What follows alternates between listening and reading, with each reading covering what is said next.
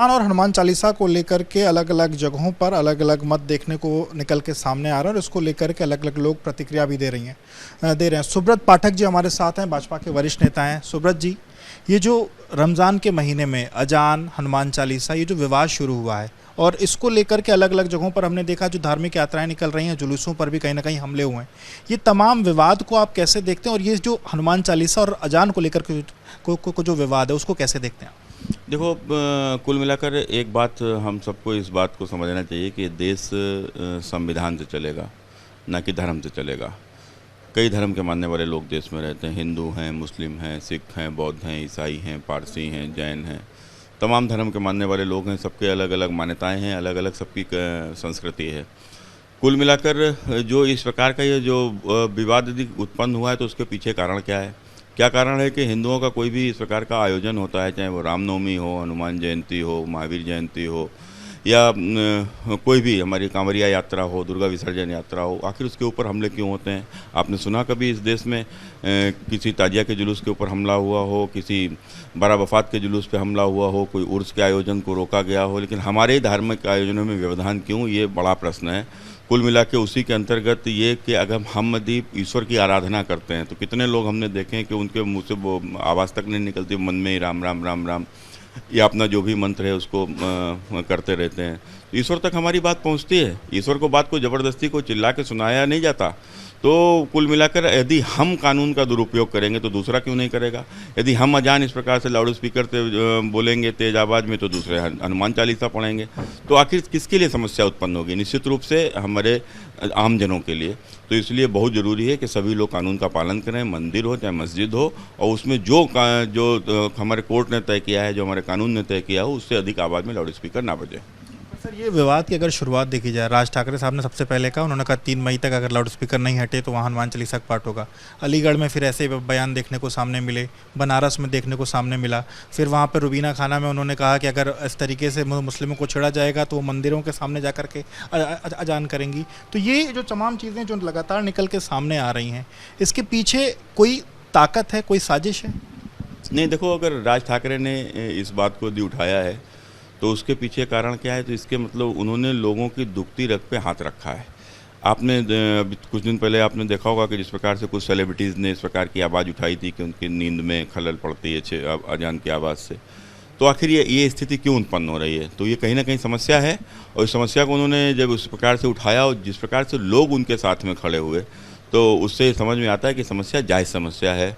और इसीलिए कि कानून का पालन अगर इस प्रकार से अगर कोई कुछ सुनता नहीं, राजनीतिक कारणों से यदि उसमें कोई इसके ऊपर कोई रोक नहीं लगती है तो ठीक है। अगर आप कर रहे हो तो हम भी करेंगे। तो ये आप करोगे तो हम भी कानून का दुरुपयोग करेंगे, हम भी कानून का पालन नहीं करेंगे तो हम भी लाउड स्पीकर बजाएंगे।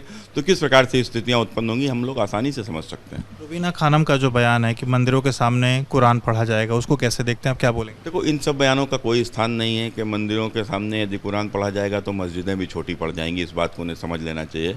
इस तरीके की बातों का कोई स्थान नहीं हो सकता, और ये भावनाओं को भड़काने के लिए इस प्रकार की यदि अब ना ही हो तो अच्छा है।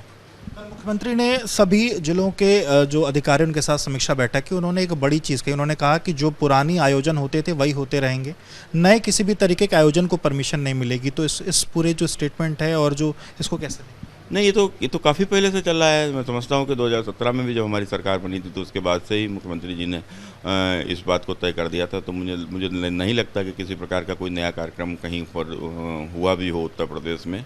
और आज की परिस्थितियों को देखकर मैं इस निर्णय की प्रशंसा करता हूँ। जहांगीरपुरी की जो हिंसा हुई दिल्ली जैसे क्षेत्र में, वहाँ पर इस तरीके की हिंसा हो जाना, इसके पीछे की कोई ताकत, कोई साजिश? नहीं, देखो, एक चीज़ तो स्पष्ट है कि जिस प्रकार से अभी जो देश भर में जो अभी चुनाव हुए राज्यों के, उनमें जो नतीजे जिस प्रकार से आए, उत्तर प्रदेश में सहित 4 राज्यों में भारतीय जनता पार्टी ने एक बार फिर से दोबारा सरकार बनाई और बड़े बहुमत के साथ में सरकार बनाई। तो कुल मिलाकर अब देश की राजनीति में एक तरीके से विपक्ष के लिए कोई स्थान नहीं रह गया। तो अब एक विपक्ष को एक बड़ा वोट जो केवल भाजपा विरोध के कारण से मिलता है, और वो वोट भाजपा से विरोध में ही रहे, तो जिस प्रकार के उनके अंदर गलतफहमियां जो उत्पन्न की गई हैं भाजपा को लेकर, वो बनी रहें। तो इसको लेकर भी एक षड्यंत्र भी राजनीतिक साजिश हो सकती है। मतलब कोई किसी का नाम नहीं देखिए, अब इसके पीछे तो जब अब हम लोग तो केवल एक कयास लगा सकते हैं, बाकी तो एजेंसियां अपनी जांच करेंगी। जांच के पीछे जो भी है निकलेगा। जैसे दिल्ली का जो दंगा हुआ था, उसमें जिस प्रकार से आम आदमी पार्टी के लोगों का हाथ सामने आया था, तो इस प्रकार से मुझे लगता है कि एक बार फिर से वो जो जांच होने दो, जांच में जो कुछ चीज़ें होंगी तो निकल कर आएंगी। आखिरी सवाल, उत्तराखंड में जो चारधाम की यात्रा शुरू होने जा रही है, वहाँ के मुख्यमंत्री ने कहा है कि सभी की जांच होगी और संदिग्धों पर विशेष तौर पर एक तरीके से पूरा वो रखा जाएगा।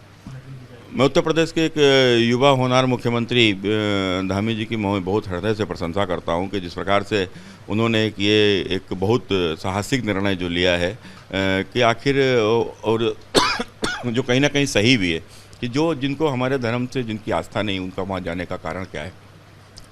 देश भर के मंदिरों में लागू होना चाहिए। मैं उत्तर प्रदेश के मुख्यमंत्री जी से भी मांग करता हूं कि यहाँ के लोग, जो लोग दूसरे धर्म के हैं लेकिन जाकर जिस प्रकार से अपने पहचान बदल कर जाना और एक कहीं ना कहीं जो लव जिहाद को बढ़ावा देना, उस षड्यंत्र के साथ में जाना, तो इस पर भी रोक लगना चाहिए।